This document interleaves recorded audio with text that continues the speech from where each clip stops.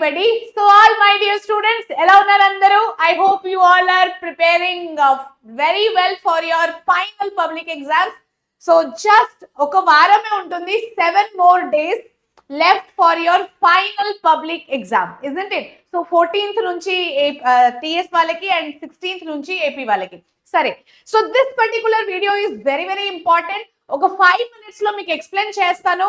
Answer booklet ఏదైతే మీకు answer booklet ఇస్తారు, ఆ ఆన్సర్ బుక్లెట్ లో మీరు ఏమేమి ఫిల్ చేయాల్సింది, ఏమేం రాయాలి, ఎలా డ్రా చేయాలి, ఎలా ప్రెజెంట్ చేయాలి, క్విక్ గా ఒక 5 minutes లో చెప్తాను. ఇప్పుడు టైం అనేది చాలా చాలా ఇంపార్టెంట్. సో మీరు ఇది 1.5x 2x స్పీడ్ లో అయినా చూసేయండి, but please watch this video completely. ఎందుకంటే ప్రతి ఒక్క లైన్, ఈ వీడియోలో ప్రతి ఒక్క లైన్ అనేది చాలా చాలా ఇంపార్టెంట్. సరే, టాపిక్ లోకి వెళ్ళిపోదాం డైరెక్ట్ గా, వితౌట్ మచ్ డిలే. వినండి. సో ఎగ్జామ్ లో మీకు ఏపీ ఆర్ తెలంగాణ స్టూడెంట్స్ మీ అందరికి ఏంటంటే ఒక 24 pages బుక్లెట్ ఇవ్వడం జరుగుతుంది. ఇది ఆల్రెడీ మీ అందరికీ తెలుసు. అండ్ స్టూడెంట్స్ మీరు అందరు అడిగారు కూడా, మ్యామ్ 24 pages బుక్లెట్ సంబంధించిన కొంచెం డీటెయిల్స్ చెప్పండి. So this was a demand, అంటే హైలీ డిమాండింగ్ వీడియో కాబట్టి చేస్తున్నా. ఇంకొకటి ఏంటంటే ఓఎంఆర్ షీట్ రిలేటెడ్ ఇన్ఫర్మేషన్ మీకు కావాలంటే, ఓఎంఆర్ షీట్ ఎలా ఫిల్ చేసుకోవాలి అండ్ ఆల్, దాని మీద వీడియో కావాలంటే ప్లీజ్ ఒకసారి కమెంట్ బాక్స్ లో నాకు చెప్పండి తప్పకుండా. ఓకే, 24 pages బుక్లెట్ అంటే maths, social, then physical science, biological science కాకుండా మిగతా అన్ని సబ్జెక్ట్స్ కి ఇంగ్లీష్, హిందీ, తెలుగు అన్ని దానికి 24 pages ఇస్తారు. Physical science or biological science half కదా, 50 marks కాబట్టి దాంట్లో 12 marks ఆర్ 12 pages ఆర్ 18 pages బుక్లెట్ ఉంటుంది.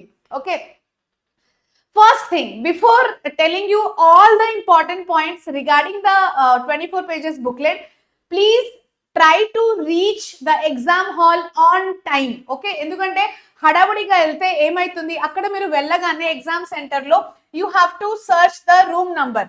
అక్కడ ఒక నోటీస్ బోర్డు ఉంటుంది, ఆ నోటీస్ బోర్డు లో మీ రూమ్ నంబర్ ఏది మీరు సర్చ్ చేయాలి.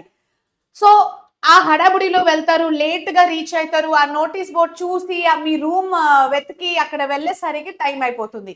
ఇంకొకటి ట్రాఫిక్ జామ్ కూడా ఉంటుంది, ఎగ్జామ్ డే కాబట్టి అందరూ బయటికి వస్తారు, అందరూ ట్రావెలింగ్ లో ఉంటారు with their parents, okay, or elders. So traffic jam అవన్నీ ఎలాగో ఉంటుంది, దట్ ఈస్ న్యాచురల్. అందుకే ప్లీజ్ కొంచెం అర్లీగా స్టార్ట్ అయ్యి ఆన్ టైం రీచ్ అవ్వడానికి ట్రై చేయండి. సో దాట్ ఎగ్జామినర్ మీకు ఏదైతే ఇన్విజిలేటర్ మీకు ఏదైతే ఇన్స్ట్రక్షన్స్ ఇస్తారో ఆ ఇన్స్ట్రక్షన్స్ ని మీరు మిస్ అవ్వద్దు. ఎందుకంటే ఆన్సర్ బుక్లెట్ రిలేటెడ్ ఇన్స్ట్రక్షన్స్ అన్ని మీకు ఇన్విజిలేటర్ ఎగ్జామ్ కి ముందు మొత్తం ఎక్స్ప్లెయిన్ చేస్తారు.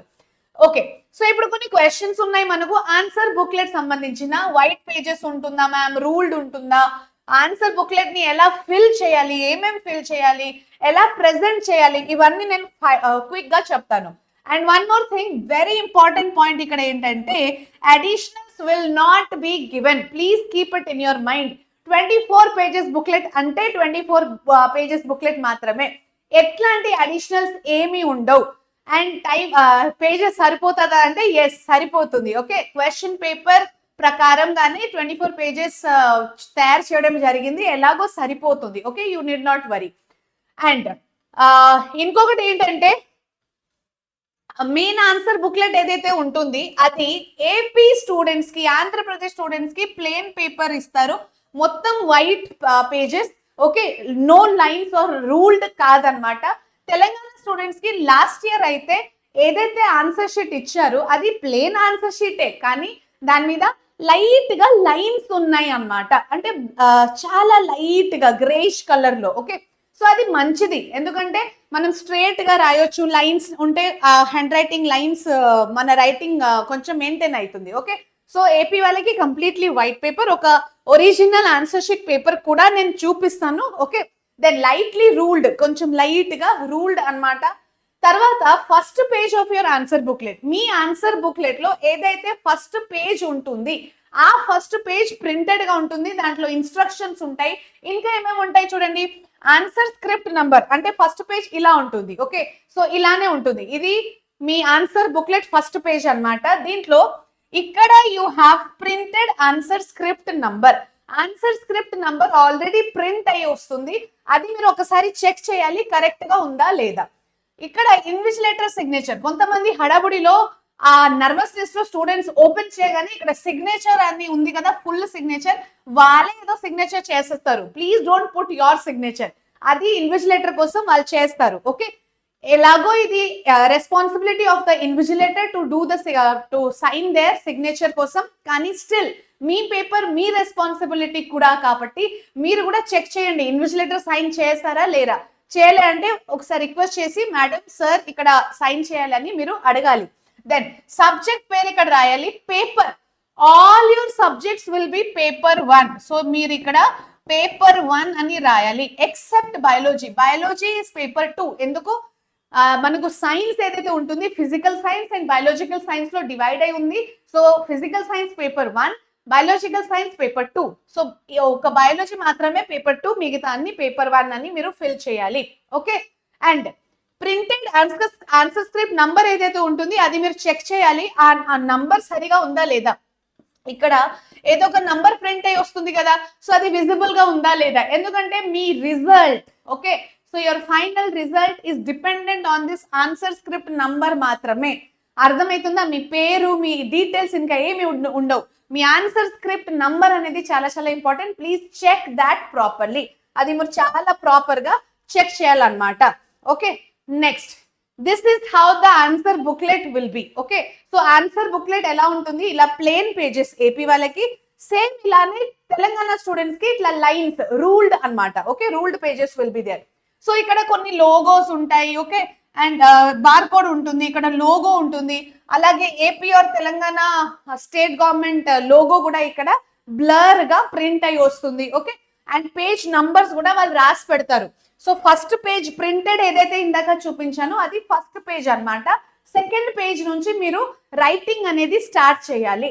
Okay, start from page number 2. కొంతమంది అలవాటు ఉంటుంది కదా, మనకు నోట్బుక్ కూడా కొనుక్కున్నప్పుడు ఫస్ట్ పేజ్ కాకుండా వదిలేసి సెకండ్ పేజ్ నుంచి, అంటే సెకండ్ బ్లాంక్ పేజ్ ఏదైతే ఉంటుందో అక్కడ నుంచి స్టార్ట్ చేస్తాము. అలా చేయకూడదు, ఎందుకంటే ముందే మీకు అడిషనల్స్ ఇవ్వరు. ఒకవేళ మనకు స్పేస్ సరిపోకపోతే ప్రాబ్లం అవుతుంది. So start from here. Okay, ఇక్కడ నుంచి ఇటు సైడ్ నుంచి ఇంకా స్టార్ట్ చేసేయాలి. తర్వాత మార్జిన్ గురించి ఒక ఇంపార్టెంట్ విషయం ఏంటంటే, ఇక్కడ మీరు ఇలా ఫస్ట్ మీకు ఇలా ప్లేన్ పేపర్ ఇస్తారు, ఇలా plain paper, margins will not be drawn. గుర్తుపెట్టుకోండి, మార్జిన్స్ ఏమి ఉండవు. ఈ లోగో ఉంటుంది, బార్ కోడ్ ఉంటుంది, ఇక్కడ సింబల్ ఉంటుంది గవర్నమెంట్ ది, కానీ margins won't be there. So మీరు మార్జిన్ డ్రా చేయాలి, రైట్ మార్జిన్ లెఫ్ట్ మార్జిన్ రెండు డ్రా చేయాలి. Both are important. ఒకవేళ టైం ఉంటే మీరు స్క్వేర్ మార్జిన్ డ్రా చేసుకోవచ్చు, కానీ మరి అది టైం కన్స్యూమింగ్ ప్రాసెస్. అందుకే at least left margin right margin draw చేయండి. ఇది అయితే కంపల్సరీ. ఎందుకు మ్యామ్, ఇక్కడ చేస్తాం కదా, ఇక్కడ చేయకపోతే ఏమైతుంది, ఓన్లీ ఫిజిక్స్ మ్యాథ్స్ కి చేస్తే సరిపోతుంది కదా అని మీకు డౌట్ రావచ్చు. ఫిజిక్స్ మ్యాథ్స్ కి మనం ఎలాగో చేయాలి, బికాజ్ ఇక్కడ మనం రఫ్ వర్క్ కొన్ని చేయాలి కాబట్టి న్యూమెరికల్స్ కి. మిగతా సబ్జెక్ట్ కి అవసరమా? అవసరం. ఎందుకంటే ఇక్కడ చూడండి ఏమైతుంది, సపోజ్ మీరు ఇక్కడ మార్జిన్ డ్రా చేయలే అనుకోండి. ఓకే, సో మనం ఆన్సర్ సబ్మిట్ చేసిన తర్వాత మన ఆన్సర్ షీట్ వేరే ప్లేస్ కి వెళ్తుంది ఫర్ కరెక్షన్, సెంటర్ కి. ఓకే, సో కరెక్షన్ కోసం డిఫరెంట్ సెంటర్స్ కి డిస్ట్రిబ్యూట్ అవుతాయి. ఆ డిస్ట్రిబ్యూషన్ అప్పుడు వాళ్ళు ఇట్లా ముడేస్తారు, ఒక బండల్ లాగా కట్టేస్తారు అన్నమాట. సో బండల్ లాగా టై చేసినప్పుడు ఇక్కడ పేజెస్ చినిగే అవకాశం ఉంటుంది, చినిగిపోవచ్చు.